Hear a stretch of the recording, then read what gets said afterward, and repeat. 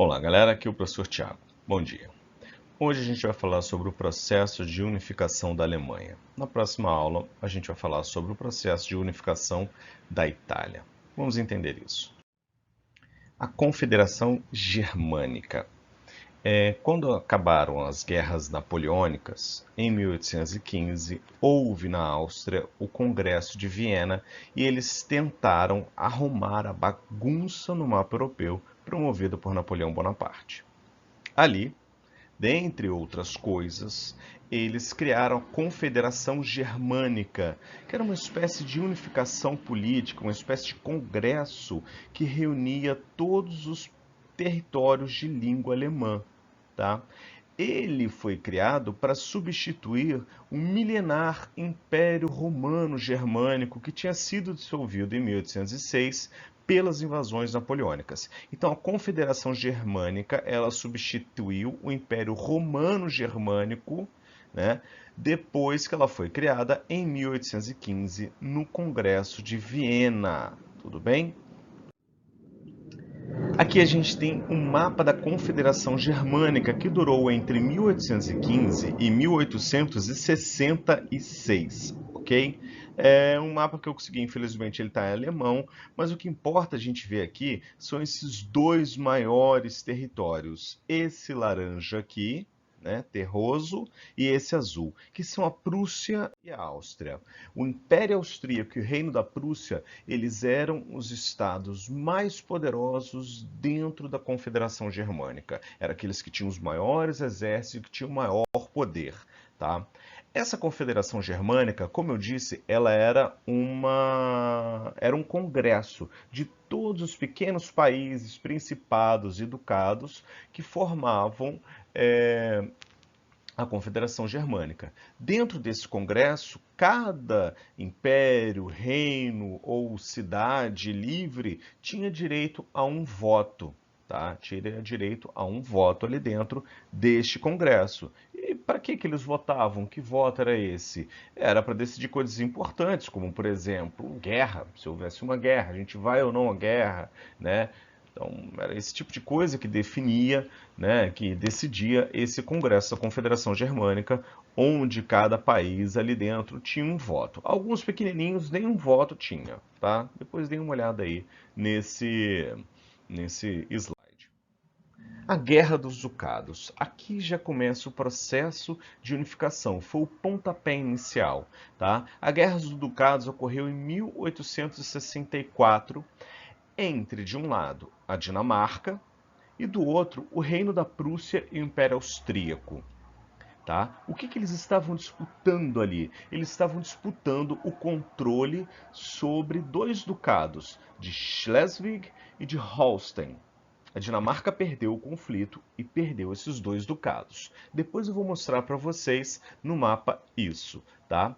Logo depois da Guerra dos Ducados, começou um problema entre os dois países mais poderosos dentro da Confederação Germânica, a Áustria e a Prússia. Eles começaram a disputar entre si para ver quem ficaria com os estados que eles tomaram, com os ducados que eles tomaram da Dinamarca na Guerra dos Ducados, Schleswig e Holstein.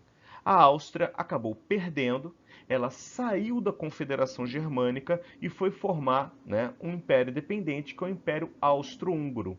Assim, a Prússia tornou-se a líder máxima dentro da Confederação Alemã, ou seja, dentro daquela confederação de pequenos estados que formavam a Confederação Germânica, tá, a Prússia tornou-se sozinha o estado mais poderoso com a saída da Áustria.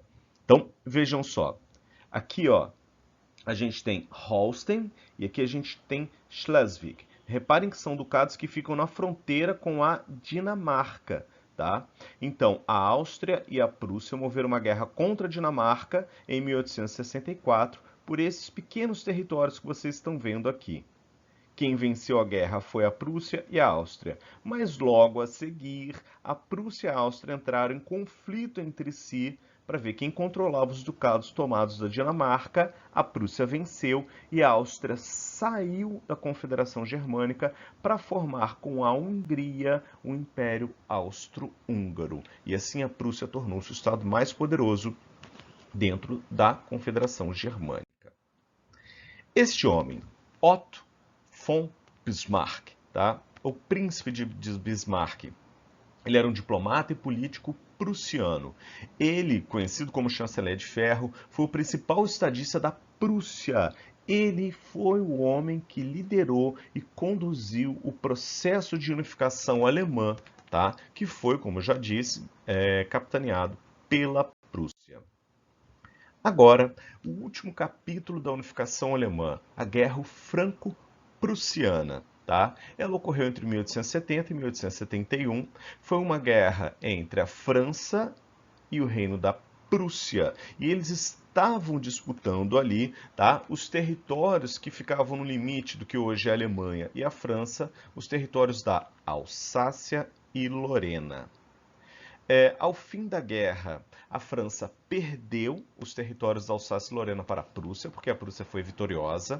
E isso acabou tendo resultados dentro da França, porque o imperador francês, que era sobrinho de Napoleão, Napoleão III, o seu nome, ele acabou caindo, né, do cargo, ele acabou caindo do governo, o sistema monárquico na França acabou e teve início a Terceira República Francesa, para vocês verem as consequências que essa guerra teve dentro da França. Tá? Acabou o regime monárquico e o imperador Napoleão III foi destituído de seu cargo e a França voltou a ser uma república. Tá? E também, nesse momento, né, do fim da Guerra Franco-Prussiana, a gente vai ter o maior triunfo de Otto von Bismarck.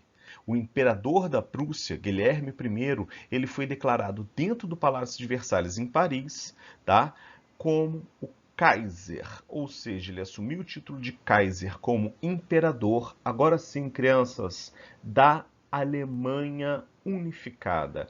Esse foi o maior triunfo político de Otto von Bismarck, né? Foi a coração de todos os seus esforços para unificar, sob a liderança da Prússia, todos aqueles pequenos territórios da Confederação Germânica.